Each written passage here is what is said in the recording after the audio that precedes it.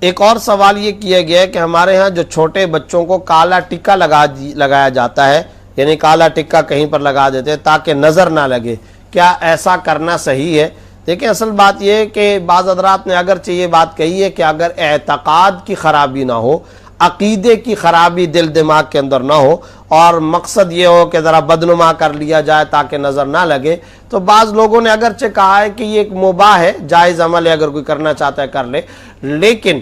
اصل بات یہ ہے کہ اس کی طرف توجہ دیے بغیر جس نقطے کی طرف ہمیں متوجہ ہونا چاہیے وہ نقطہ یہ ہے کہ نظر سے بچنے کا جو مسنون عمل ہے وہ مسنون عمل اختیار کرنا چاہیے۔ اور وہ مسنون عمل کیا ہے؟ وہ مسنون عمل یہ ہے کہ نظر سے بچاؤ،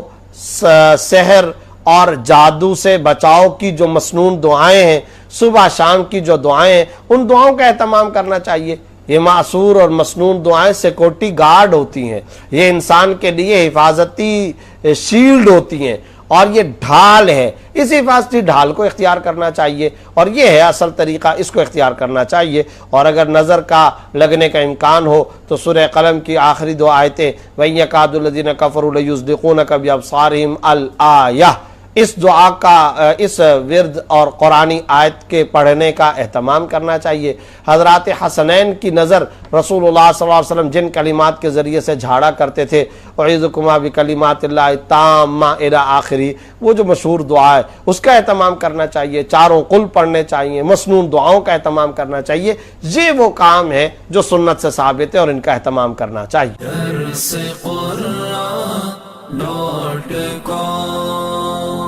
www.darsequran.com